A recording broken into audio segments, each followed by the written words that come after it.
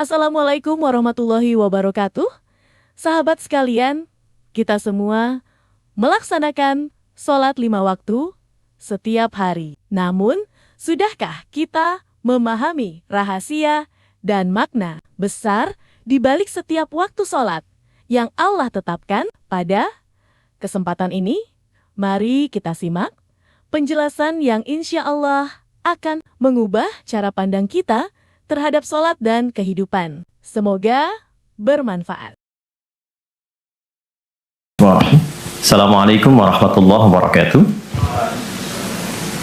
Alhamdulillah wassalatu wassalamu ala Rasulillah wa ala alihi wa sahbihi wa man walah wa ba'd.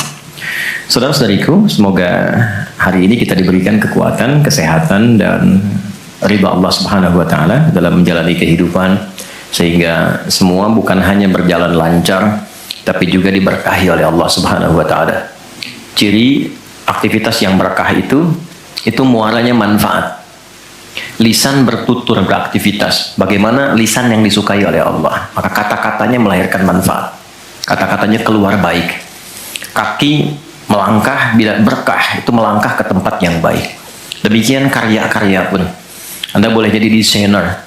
Desainnya disukai Allah enggak? Jangan sampai mendesain sesuatu yang Allah enggak suka. Dunianya dapat, tapi bekal akhiratnya tereduksi di dalamnya. Demikian pekerjaan yang Anda lakukan.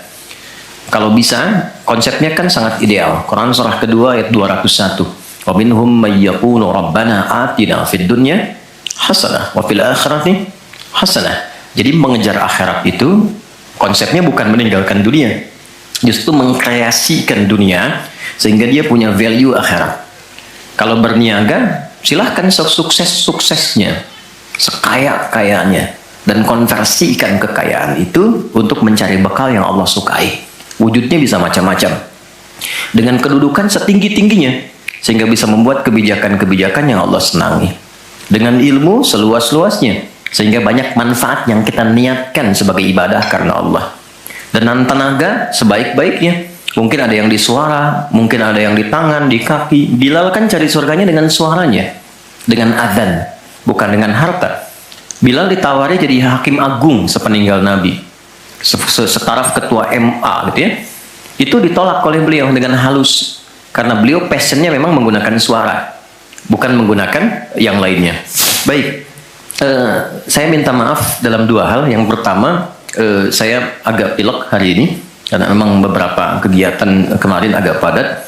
Yang kedua, kita akan agak sedikit cepat karena kami ada agenda safar hari ini. Karena itu kita agak berbeda, mungkin agak lebih cepat dan supaya waktunya lebih efektif. Seperti yang pernah kita sepakati bersama di bulan yang lalu, bahwa kajian kita akan terfokus pada pembahasan seputar sholat. Saya sudah buatkan kurikulumnya untuk sepanjang kajian ke depan, sehingga tahu apa yang mau dibahas, materinya sampai dengan waktunya. Mungkin nanti saya akan koordinasi dengan Mas Dimas atau dari musyawarah, kirimkan email. Saya nanti kirimkan baik dari materi pokoknya, schedule-nya apa yang mau dibahas di pekan keberapa, sampai dengan mungkin dasar PowerPoint-nya. Ada saya buatkan beberapa jadi PowerPoint. Baik, teman-teman sekalian, kenapa bahasan sholat menjadi penting? Ya, ini dulu. Dan menjadi bagian yang paling mendapatkan perhatian tinggi dalam Islam, baik di Al-Quran ataupun di hadis-hadis Nabi Sallallahu Alaihi Wasallam. Semua Nabi itu menerima wahyunya di bumi. Rata-rata semua di bumi. Musa yang viral di Bukit Tur Sina, kan? Kemudian Isa alaihissalam di dekat pohon tin zaitun wilayah Palestina. Demikian Nabi Daud dan seterusnya. Tapi untuk mendapatkan satu ibadah berupa salat khusus bagi Nabi Muhammad SAW, tempatnya spesial. Inda sidratil muntaha, indaha jannatul ma'wa. Nerimanya langsung di dekat surga, di sidratil muntaha. Itu kan oleh-oleh yang Isra Mi'raj itu kan, mendapatkan salat. Kalau Anda mau lacak referensinya, bisa ditemukan di hadis Muslim tentang peristiwa ini, yang akhirnya mendapatkan salat. Subtopik yang nomor 1, kitab pertama, Kitabul Iman. Nomor 1, subtopiknya nomor 74, Babul Isra bi Rasulillah sallallahu alaihi wasallam ila samawati wa fadlis salat. Pembahasan tentang Isra'nya Nabi sallallahu alaihi wasallam sampai di langit dan mendapatkan keutamaan salat. Hadisnya nomor 162. Riwayatnya Imam Muslim. Imam Muslim menerima dari Syaiban bin Zarukh. Syaiban bin Zarukh menerima dari Hamad bin Salamah. Hamad bin Salamah menerima dari Thabit al-Bunani. Thabit al-Bunani menerima dari Anas bin Malik radhiyallahu taala anhu. Beliau menerima dari Nabi sallallahu alaihi wasallam. Lengkap rinci peristiwa singkatnya mendapatkan salat. Dan salat menjadi pokok penentu amalan lain. Jadi kalau benar salatnya, benar hajinya. Benar salatnya, benar zakatnya. Benar salatnya, benar interaksi dengan Qur'annya. Dan benar salatnya, itu pasti baik hisabnya. Maka turun hadis spesifik yang banyak dihafal oleh para ahli hadis, jadi pegangan hidup sampai akhirat. Inna awwala ma yuhasabu bihi al-'abdu yawmal qiyamati as-salah. Amal pertama yang akan dihisab di hari kiamat adalah salatnya. Idza salahat salaha sa'iru amali. Kalau baik-baik semua amalnya, indikasinya dari salat. Wa idza fasadat fasada sa'iru amali. Kalau salatnya nggak bagus, pasti ada pengaruh ke amalan lain. Dan itu sangat menentukan. Baik. Kenapa salat? Ada apa di balik salat? Dan bagaimana cara salat yang benar yang melahirkan perubahan pada kehidupan? Itu yang coba kita turunkan sampai-sampai di bulan Ramadan pun ibadah pokoknya salat. Kan? Ibadah pokoknya salat loh. Sampai Nabi mengatakan, man qama ramadhana imanan wa ihtisaban ghufira lahu ma taqaddama min dhanbi. Spesial untuk Ramadan, orang yang salatnya benar khusus di Ramadan, di malam harinya yang kita kenal dengan tarawih, kalau benar salatnya dan ada getaran pada jiwanya, lalu dia berdoa spesifik, maka yang pertama Allah berikan mengampuni semua dosa yang pernah ia kerjakan selama hidupnya. Dan itu nggak main-main. Artinya merubah dia menjadi lebih baik. Itu salat. Karena itu kenapa ada tambahan di Ramadan spesifik untuk meningkatkan salat tarawih. Berarti ada sesuatu yang sangat penting. Yuk kita mulai. Pertama kita akan bahas dari segi nama. Dan kedua kita akan bahas dari segi fungsi atau hikmah atau manfaat. Baru kemudian yang ketiga kita masuk kepada persoalan teknis penunaiannya, baik bacaan, cara, makna. Kita belajar dari mulai menunaikan bacaannya apa, maksud dari itu apa. Ya. Baik, kita mulai cepat. Salat. Apa itu salat? Doa. Apalagi? Kenapa doa disebut salat? Kenapa nggak disebut doa aja? Apa itu salat? Doa. Apa itu doa? Salat. Oke, yuk kita urutkan dari segi katanya dulu. As-salah, kurang lebih begini. Nanti ada versinya, ada yang pakai waw, itu ujungnya nanti kembali ke alif. Ini ya. Teman-teman, salat itu seakar dengan kata silah. Silatun. Seakar verbnya, kata kerjanya dengan kata wassala, wusul. Silah dalam bahasa Arab artinya sesuatu yang terhubung kuat sehingga dengan erat dan kuatnya ini sulit dilepaskan. Pernah dengar silaturahmi? Ya kan? Kenapa disebut dengan silaturahmi? Karena ada hubungan perhatian kasih yang dalam sehingga dimanapun dia masih tersambung untuk memperhatikan. Jadi silaturahmi itu bukan begini, bukan Anda kumpul menyapa di teman yang hadir, itu bukan silaturahim.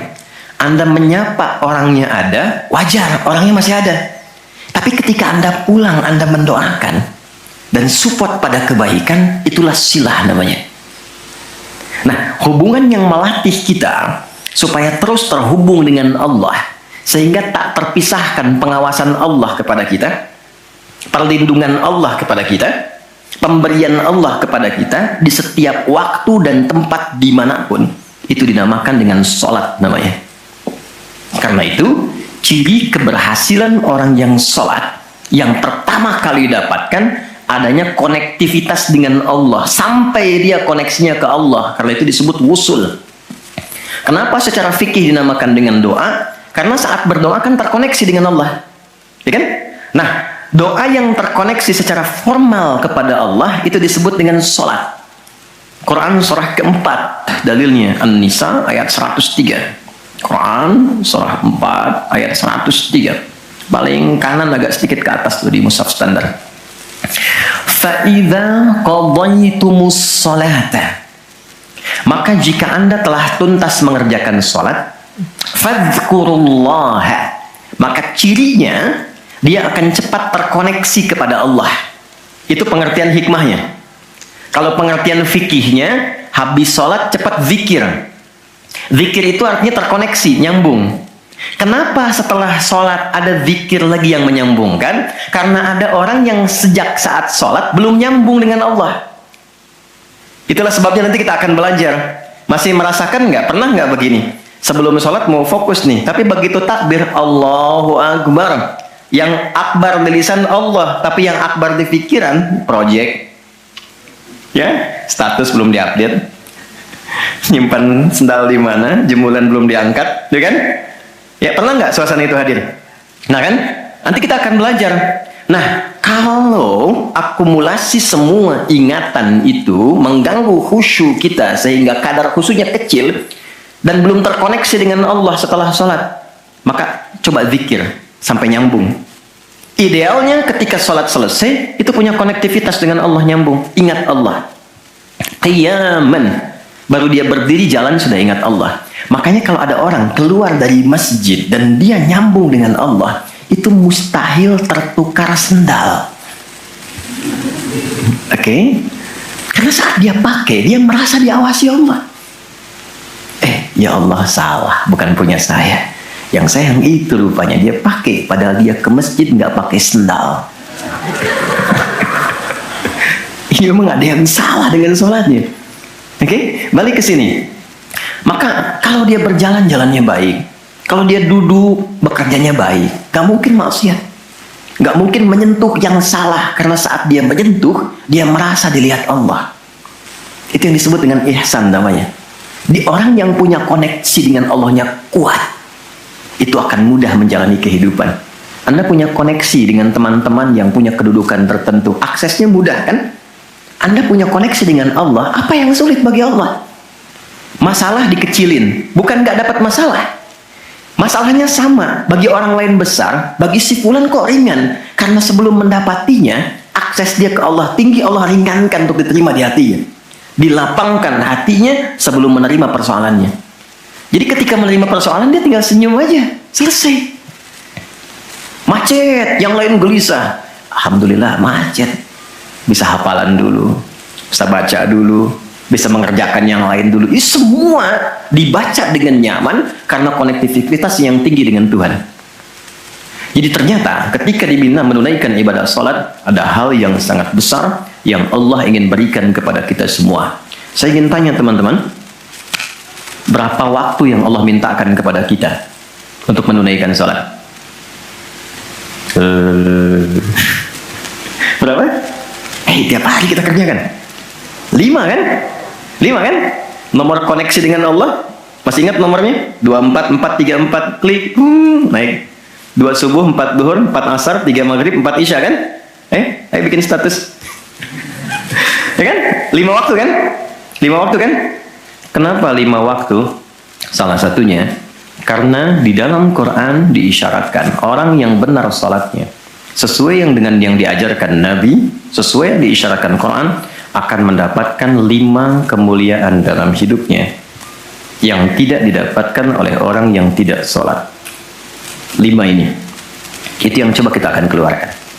Itulah sebabnya kenapa sholat sangat ditekankan, kenapa sholat diwajibkan, karena Allah mewajibkan kita mendapatkan semua kebahagiaan dan kesuksesan yang kita ingin raih dalam kehidupan. 5 ini. Yuk kita mulai. 1. Izinkan saya memulai dari sini supaya kita punya motivasi untuk menunaikan sholat. Jadi kalau nggak tahu yang 5 ini, cara pandangnya kepada sholat jadi beban. Baru aja sujud, dasar lagi. baru maghrib udah isya lagi. Ya kan? Nah, ayo isya. Tadi kan udah mau maghrib. Kan? Pernah merasakan itu? Karena cara pandangnya menilai sholat sebagai beban. Padahal ketika Allah wajibkan, itu cara mewajibkannya bukan sebagai beban, sebagai motivasi yang mengantarkan pada keindahan. Satu, kita cepat. Quran surah ke-20 di ayat yang ke-14. Tafsirnya Quran surah 13 ayat 28. Satu paket. Kita pakai Quran hadis aja ya, biar nggak bisa didebat. Oke, Quran surah ke-20 ayat 14. Innani anallahu la ilaha illa ana fa'budni wa aqimis salata lidzikri. Sayalah Allah, kata Allah. La ilaha illa ana, nggak ada Tuhan yang layak dipertuhankan kecuali saya. Ini kalau kita belajar ngaji tentang tauhid, ya, belajar mengaji tentang dasar keyakinan akidah. Ini ayat yang paling real, yang paling mudah dipahami, yang paling kuat pengakuannya. Saya coba mengumpulkan koleksi beberapa kitab-kitab yang disucikan, saya kumpulkan. Nggak ada satupun kecuali di Quran yang tegas mengatakan, Tuhannya langsung mengatakan, tidak mewakili perwakilan. Sayalah Allah, satu-satunya yang dipertuhankan, sembah saya. Coba di Quran. Kita simpan ini dalam bab tauhid. Sekarang kita teruskan. Bagaimana cara menyembahmu ya Allah? Fa'budni wa aqimis sholata lidzikri. Tunaikan sholat. Ya, sebagai pembuktian penyembahan kepadaku. Lidzikri. Untuk mengoneksikan dirimu denganku. Satu, sholat adalah pembuktian sebagai hamba. Pembuktian iman. Pelan-pelan. Yang pertama, teman-teman sekalian, ketika Allah menerangkan fungsi salat yang pertama untuk membangun konektivitas yang kuat dengan Allah, itu ternyata dasarnya bukan materi, bukan kedudukan, tapi penghambaan. Supaya engkau membuktikan diri engkau itu hambaku, sembahku, lewat salat. Jadi kalau ada orang yang mengatakan Tuhanmu siapa? Allah, tapi dia nggak mau sholat, itu kata Nabi belum sempurna kebertuhanannya kepada Allah. Ya, al-farqu bainal mu'min wal kafir tarku sholat, kata Nabi. Perbedaan orang yang mengaku beriman dengan yang belum beriman dilihat dari sholatnya. Jadi kalau dia sudah menunaikan sholat, itu pembuktian keimanannya kepada Allah, kebertuhanannya. Jadi kalau ada orang mengaku muslim, dia belum menunaikan sholat, maka dipertanyakan keimanannya. Karena itulah kemudian kata sholat disebut juga di Al-Quran dengan kata iman. Buka Quran surah kedua ayat 143. Lihat di pertengahan. Wa ma kana Allahu liyudhi'a imanakum. Jika ada hamba siapapun menunaikan sholat, aku nggak akan sia-siakan sholat yang dilakukan dengan imannya itu. Maksudnya apa? Akan dibalas, diberikan perhatian sesuai dengan kadar sholatnya. Disebut dengan iman. Dan yang paling dahsyat, ketika seseorang sholat menghamba, kan gerakannya ruku, sujud, menghamba kan? Maka naik statusnya dari sekedar manusia biasa menjadi abdun. Teman-teman, ini rahasia besarnya. Perintahnya fa'budni, yang kita baca iyyaka na'budu, asal katanya dari kata abada, orangnya abdun, jamannya ibad. Dan tidak pernah disebutkan dalam Quran kata abdun kecuali untuk mengangkat derajat hamba di hadapan Allah. Contoh, Nabi Muhammad ketika peristiwa Isra dan Mi'raj dipanggilnya dengan nama apa? Quran surah 17 ayat 1. Subhanalladzi asra bi'abdihi. Tidak disebut nabi, tidak disebut rasul, tapi abdun. Nabi Sulaiman ketika diberikan kekuasaan besar, punya kedudukan yang hebat sampai menundukkan awan. Ya, sebelum Songgohan punya awan Kinton, Nabi Sulaiman sudah punya duluan. Suzuka Yatanabe tahun 96 kan, bikin komiknya. Saya nggak terlalu baca itu atau tonton, tapi saya tahu. Itu awan ditundukkan, angin bolak-balik. ketika mendapatkan kedudukan itu, sifat yang disebutkan abdun, bukan nabi, bukan rasul. Quran surah 38 ayat 30, wa wahabna li Dawuda Sulaiman ni'mal abdu. Oke, Nabi Zakaria alaihissalam ketika akan diangkat statusnya dari suami menjadi ayah dan sudah berharap tinggi, dikabulkan, naik status, diberikan anugerah, disebutnya dengan abdun. Quran surah 19 di ayat yang kedua, Zikra rahmati rabbika abdahu Zakaria. Nabi Nuh diangkat status memimpin kelompok generasi manusia setelah Nabi Adam, naik ke kapal, jadi pemimpin besar. Begitu diangkat, yang disebut statusnya abdun. Quran surah 17 ayat 3, innahu kana abdan syakura. Kenapa disebutkan abdun? Abdun itu sifat penghambaan. Semakin tinggi ibadahnya, semakin tinggi pendekatannya ke Allah, semakin diangkat. Jadi dengan Allah itu, karena Allah Khalik, kita makhluk. Laisa kamitslihi syai', nggak sama sifatnya. Jadi kalau ke Allah itu jangan terlalu ngangkat. Kalau tinggi direndahkan, kalau rendah ditinggikan. Karena itu kenapa saat sholat kita merendah supaya ditinggikan. Itu poinnya. Jelas ya? Itulah sebabnya kenapa Nabi dijamin surga, turun surah Al-Kautsar itu, satu-satunya Nabi yang sebelum wafat turun surganya. Rasulullah. Dengan turunnya surah Al-Kautsar. Kenapa? Salah satunya karena ibadahnya. Coba lihat kesaksian Sayyidah Aisyah itu di Al-Bukhari nomor hadis 1147. Kedatangan tabi'in namanya Abu Salamah bin Abdurrahman, tanya bagaimana sholat malamnya Nabi. Kata Sayyidah Aisyah, jangan ditanya panjang dan khusyuknya, panjang dan bagusnya. Beliau memang sholatnya 4 rakaat di awal, tapi jangan tanya panjang dan bagusnya. Beberapa sahabat dulu pernah pengen tahu, penasaran. Diikuti sholat di belakang Nabi. Ternyata rakaat pertamanya dikira Al-Baqarah 100 ayat akan ruku. Ternyata disambungkan ke 286 ayat sampai selesai. Dikira setelah selesai akan ruku, ternyata Alif Lam Mim lagi, Ali Imran sampai selesai 200 ayat. Dikira ternyata setelah la'alakum tuflihun 200 ayat Ali Imran akan ruku, nyambung An-Nisa 176 ayat. Baru kemudian ruku setelah 5 juz 4 halaman. Ruku. Besoknya orang-orang ini nggak ikutan lagi. Udah. Lain memang levelnya. Salam. Tersentuh kaki Nabi itu dengan tangan Sayyidah Aisyah. Ini menunjukkan sederhana kehidupannya. Bayangkan kan, suami sholat, istri tidur, nyentuh bagian kaki. Kira-kira tidurnya alasnya di mana tuh? Nabi besar loh, ahli surga, hebat, pemimpin besar, kehidupan demikian. Tapi kalau sedang beramal kaya, sodakoh kaya, sholat kaya, kakinya bengkak. Kata Sayyidah Aisyah, kenapa begini ya Rasulullah? Alam takun madmunah, alam takun ma'sumah. Engkau kan dijamin surga, surahnya sudah turun. Engkau dijaga dari kesalahan maksum. Jawabannya ringan sekali. Afala akunu abdan syakura, abdun. Apa nggak boleh aku menjadi hamba yang bersyukur? Ternyata syukur itu kalau dulu para nabi itu pakai ibadah. Jadi kalau dapat nikmat nih teman-teman, ini rahasia hari ini ya. Di antara kita saja ya. Sekarang saya nggak bagi di yang lain ya, cuma di sini nih. Ya. Para nabi itu, kalau mereka dapat nikmat apapun, itu yang dilakukan syukur. Dan syukurnya lewat ibadah. Contoh, biasa kan suka hadir ulang tahun ya. Masuk ulang tahun kesekian. Nabi tiba-tiba hari Senin puasa. Ditanya oleh sahabat, ya Rasulullah kenapa puasa? Kata Nabi, ini hari lahirku. Jadi mensyukuri nikmat kelahiran dari waktu yang telah berjalan, itu pakai ibadah. Begitu dapat anugerah surga, turun Al-Kautsar, malah diminta ibadah oleh Allah. Inna a'tainakal. Setelah itu apa?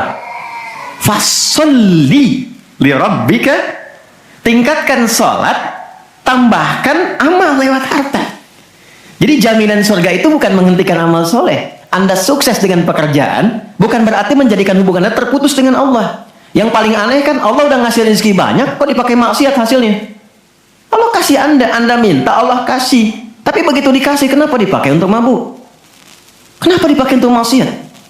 Kenapa dipakai untuk membeli sesuatu yang Allah nggak sukai? Karena ada perjuangan mendapatkan itu. Makanya dibalik caranya, ketika Anda menghamba, menunduk, Allah mengangkat. Tapi kalau Anda mengangkat, Allah turunkan serendah-rendahnya. Ini rumus pertama. Jadi ternyata ketika kita diminta menghamba dalam sholat, itu adalah jembatan pertama bagi Allah untuk mengangkat kita dengan derajat tertinggi. Paham? Oke, satu. Jadi kalau ke anak-anak begini, kalau tanya, "Mah, kenapa sih harus sholat?" Supaya kamu jadi hebat. Gitu. Kok bisa? Lihat Umar. Sebelum sholat, orang biasa. Kerjanya begini, cuman jalan-jalan, mabuk dan sebagainya. Tapi setelah sholat, dia jadi pemimpin yang sangat hebat. Dia hafal sekian bahasa. Dia dirikan sekolah-sekolah. Pemikirannya hebat, tangguh orangnya. Di mana-mana dikagumi. Itu. Kalau ada karyawan Anda bertanya, kenapa Pak harus sholat? Supaya kita makin sukses proyeknya. Makin banyak omsetnya. Coba lihat Abdurrahman bin Auf.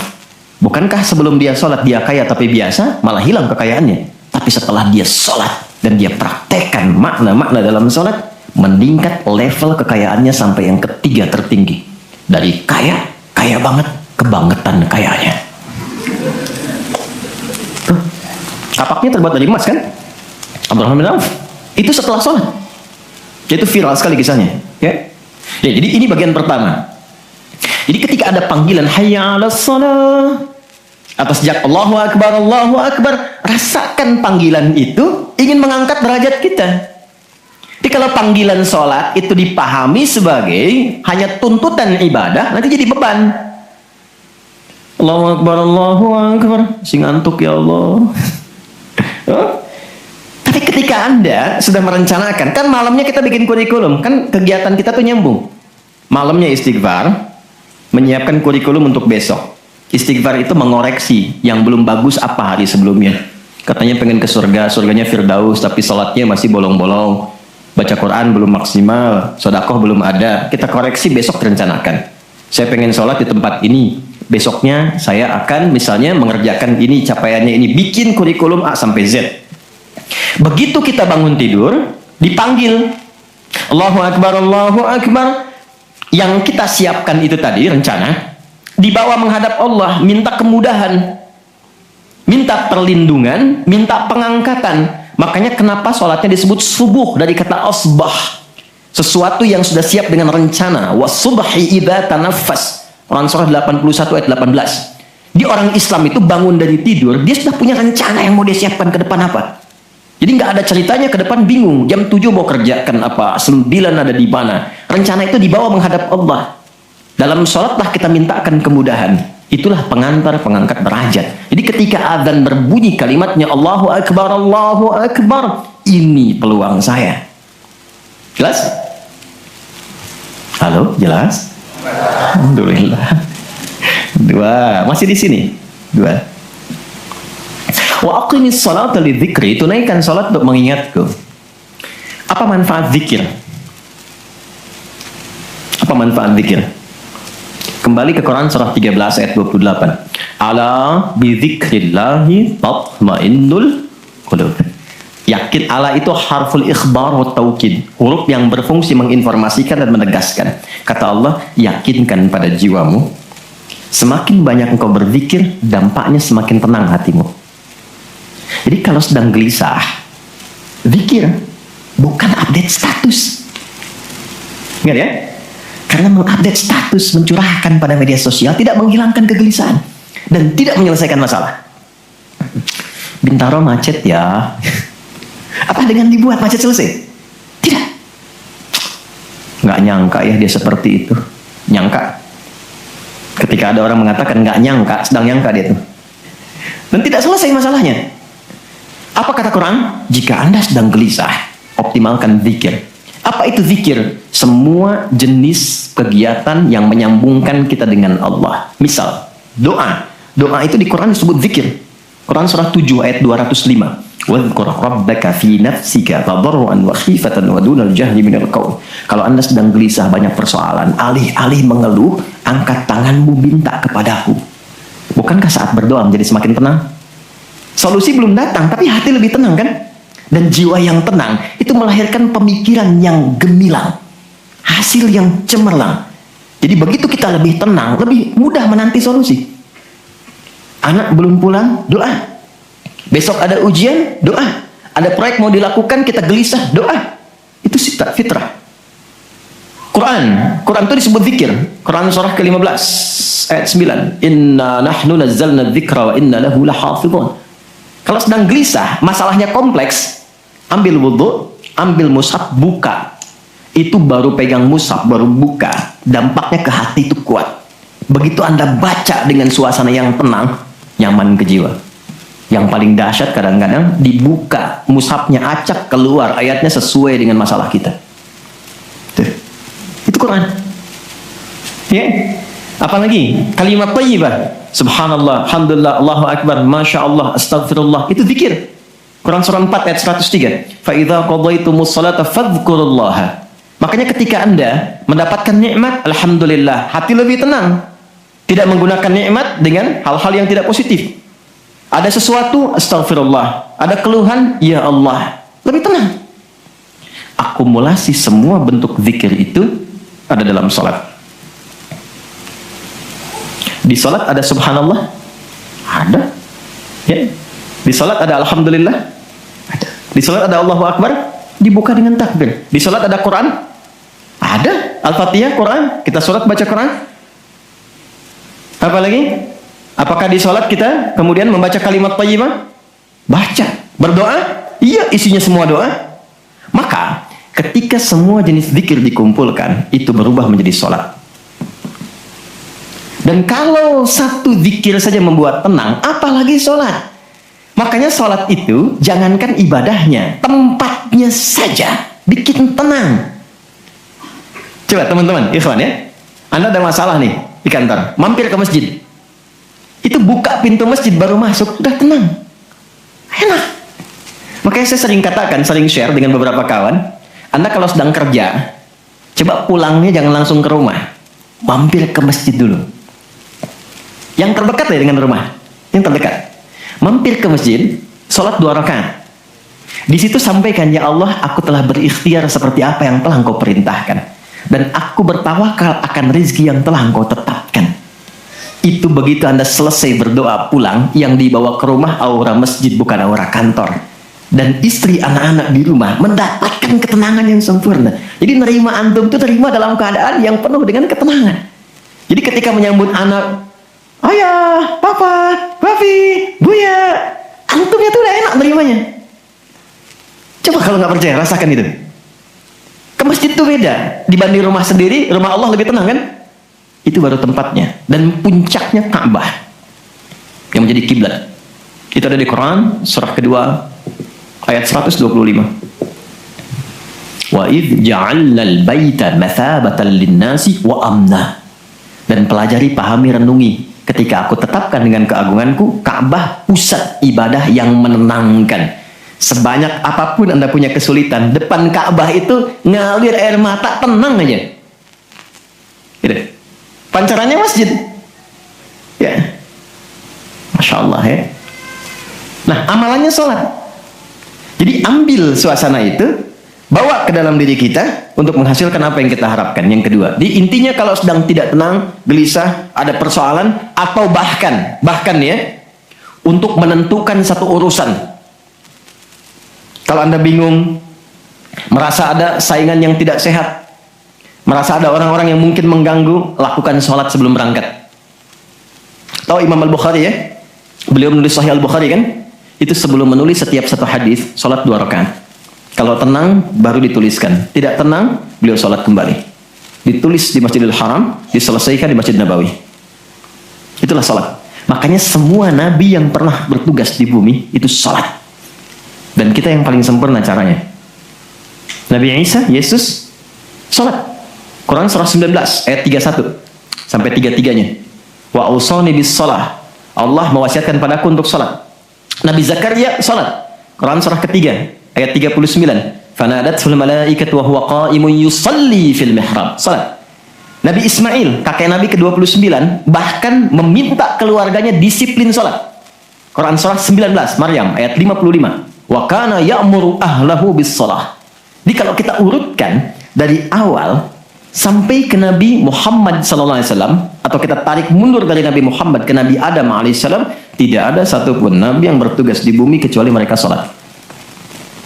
Muhammad SAW bin Abdullah bin Abdul Muttalib bin Hashim bin Abdul Manaf bin Qusay bin Murrah bin Kilab bin Ka'ab bin Ghalib bin Fihir bin Malik bin Nadar bin Kinana bin Khuzaimah bin Mudrika bin Ilyas bin Nizar bin Mudar bin Ma'ad bin Adnan bin Adi bin Adri bin Muqawwam bin Nahur bin Ya'rub bin Yasjub bin Ismail alaihissalam bin Nabit bin Ismail alaihissalam bin Ibrahim alaihissalam bin Adhar bin Nahur bin Abir bin Kinan bin Rafakhshad bin Sam bin Nuh alaihissalam bin Mihlail bin Matusyala bin Kinan bin Anwas bin Tith bin Adam alaihissalam. Semua tersambung. Ayo ulangi. Semua sholat.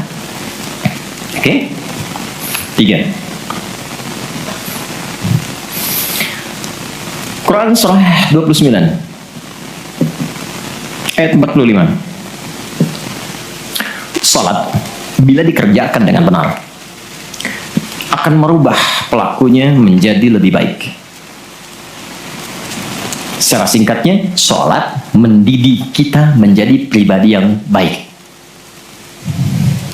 Nah, sumber keburukan itu yang menjadi lawan dari baik itu ada 2. Jadi kalau ada orang yang tidak baik, anak yang kurang baik, ayah yang kurang baik, ibu yang kurang baik, itu artinya ada satu dari 2 ini yang melekat pada dirinya. Satu disebut dengan fahsya,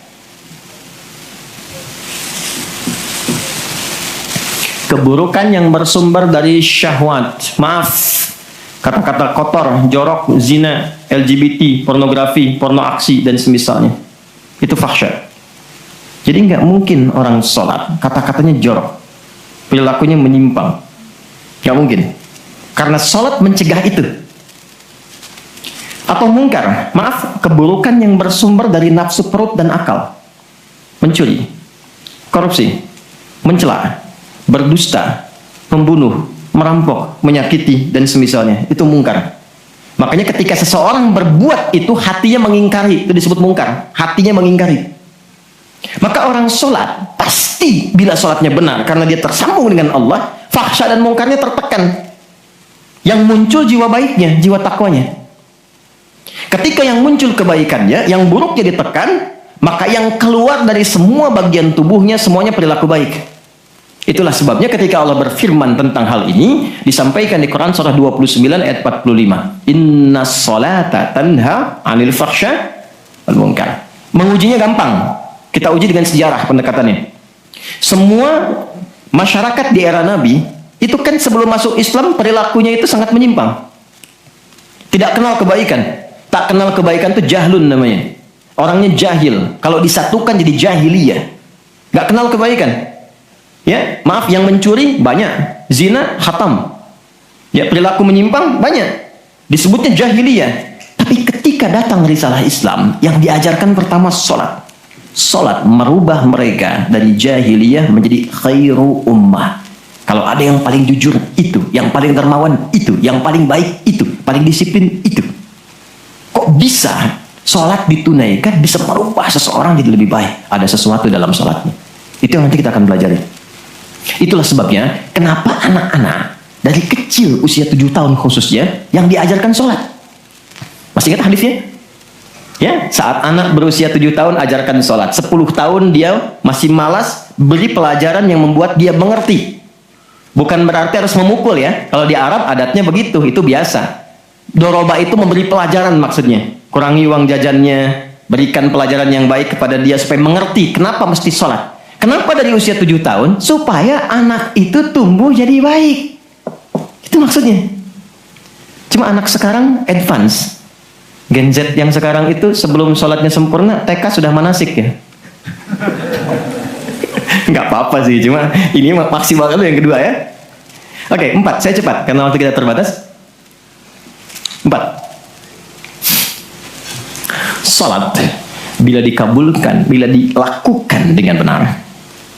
Saya ulangi, sholat bila dilakukan dengan benar sesuai isyarat petunjuk Al-Quran dan contoh yang disampaikan Nabi, maka bisa mempercepat terkabulnya doa.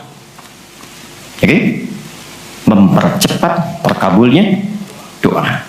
Itulah kenapa secara bahasa sholat disebut doa, Kalau benar mengoneksikan diri kita dengan Allah sang pengabul doa, koneksinya cepat, sinyalnya kuat, itu nggak ada sekat, menggoncang aras, langsung dikabulkan.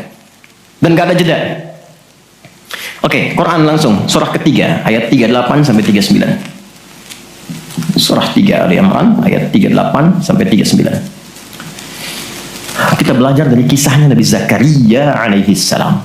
Contoh kecil sekali. Secara singkat sudah berumah tangga, sudah sekian lama, rambut sudah memutih, fisiknya sudah letih, itu dilukiskan di surah Maryam nanti, ayat 1-9 kita dapati. Istri divonis secara medis, nggak mungkin punya keturunan. Secara medis loh, sudah menofos dan maaf, mandul. Secara medis nggak mungkin, secara klinis nggak mungkin. Tapi ini yang paling hebat. Jika manusia, catat ini baik-baik ya, jika manusia sudah menyimpulkan nggak bisa, itu tanda langsung dari Allah supaya menengadahkan permohonan langsung kepada Allah tanpa campur tangan makhluk. Karena Allah ingin mengabulkan apa yang Anda minta secara langsung, bukan lewat campur tangan makhluk. Baca itu. Dan pahami untuk tidak putus ikhtiar. Jadi kalau rahmat Allah itu jangan dibawa dengan putus asa. La taqnatu min rahmatillah. Jangan pernah putus asa. Tapi jangan ada bahasa begini, ya nggak mungkin, ya nggak bisa. Jangan diambil. Begitu orang mengatakan nggak mungkin, itu tanda dari Allah. Allah ingin memberikan langsung tanpa campur tangan manusia. Maka apa yang dilakukan Nabi Zakaria? Beliau kemudian sholat di mihrabnya Maryam. Ini saya sedikit bahas tentang mihrab, sedikit saja. Quran surah 3 dulu, di ayat 37, di paling kiri sebelah bawah, pojok di mushaf standar. Secara singkat saja, mihrab itu satu tempat yang fungsinya mempercepat terkabulnya doa dan mendatangkan rezeki dari sisi yang tidak diduga. Awas, kita bicara keimanan ya, dan di situ dipertaruhkan. Mihrab ini tidak harus lebar dan luas. Sehamparan sejadah nggak ada masalah. Yang penting kita gunakan untuk ibadah saja. Di luar ibadah keluar. Itulah kenapa tempat imam disebut mihrab. Kenapa? Karena imam mewakili makmum untuk memohon kepada Allah dalam sholat berdoa. Makanya kualifikasi imam mesti khusus, bukan imam biasa. Baik. Kemudian tidak harus di masjid, di rumah boleh dibikin. Maryam pernah dibuatkan mihrab. Saat beliau mengkhususkan diri ibadah, di situ apa yang terjadi? Fataqabbalaha rabbuha biqabulin hasanin wa ambataha nabatan hasanan wa kaffalaha Zakaria. Kullama dakhala 'alayha Zakaria al-mihrab wajada 'indaha rizqa. Qala ya Maryam anna laki hadha? Qalat huwa min 'indillah. Innallaha yarzuqu man yasha' bighairi hisab. Ini poinnya. Setiap Nabi Zakaria mengantarkan kebutuhan Maryam, pakaiannya, makanannya, kebutuhannya, itu sudah ada. Dan ingat, status Nabi Zakaria itu nabi loh. Beliau tahu itu pasti dari Allah. Tapi ingin dikonfirmasi apakah pendidikan beliau selama ini sudah meresap pada jiwanya atau belum. Ditanya, Maryam dari mana semua ini? Maka beliau jawab, Maryam jawab, huwa min indillah. Paman, ini semua dari Allah. Baik ya? Allah memberikan apapun yang ia kehendaki tanpa batas pada siapa yang diingini. Maka ini dibaca oleh Nabi Zakaria. Mayyasha itu. Jadi kalau ada di Quran diksi mayyasha, jangan simpulkan ini untuk dia saja. Maksudnya, jadi seperti dia, maka Allah akan berikan seperti Allah berikan kepada dia. Maka Nabi Zakaria kemudian sholat di mihrabnya Maryam itu. Minta sesuatu yang selama ini kata orang terbatas. Apa yang dilakukan? Sholat. Dalam sholatnya minta. Perhatikan cara mintanya. Satu, menyebut nama Allah sesuai kebutuhan. Jadi Allah bentangkan semua nama terkait semua kebutuhan kita. Anda butuh rizki, sebut ya Razak. Anda butuh ilmu, sebut ya Alim. Ya kan? Anda butuh ketahanan mental diri, sebut ya Sabar. Itu 99 tersebar. Itu rumusnya di Quran surah ke-17 ayat 110. Quran surah 17 Al-Isra ayat 110. Qul id'ullaha aw id'ur rahman ayyamma tad'u falahul asmaul husna. Kalau Anda punya persoalan, segera curhatkan kepada Allah, minta, berdoa. Sebut ya Allah yang standar, atau ya Rahman naik sedikit, atau pilih nama yang sesuai kebutuhan kita. Jadi nggak harus semua disebut. Takutnya nggak butuh dikasih. Ya Allah ya Sabar, nggak pengen punya masalah, turun masalah kan? Nah, Nabi Zakaria divonis ada keterbatasan, nggak mungkin diberi. Maka beliau meminta dengan nama Allah yang memberi tanpa batas. Dalam bahasa Arab disebut dengan Wahhab, pemberi tanpa batas. Kalau dialihkan jadi bentuk permintaan, fi'lil amri lit talab, bukan perintah di sini tapi untuk meminta, maka rubah kalimatnya jadi hab. Kalau untuk pribadi, habli.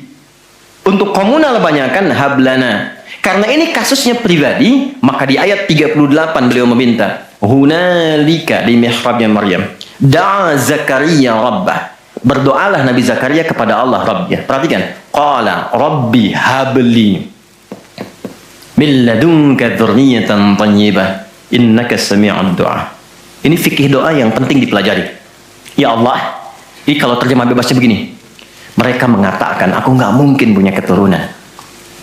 Maka aku memohon darimu saja yang tidak punya batas dalam pemberian. Mereka katakan aku nggak mungkin. Aku memohon kepadamu yang tidak punya batas dalam pemberian. Innaka sami'ud du'a, sungguh engkau pasti mendengar doaku. Kalau kepada yang maha mendengar tidak terkabul juga, kepada siapa lagi aku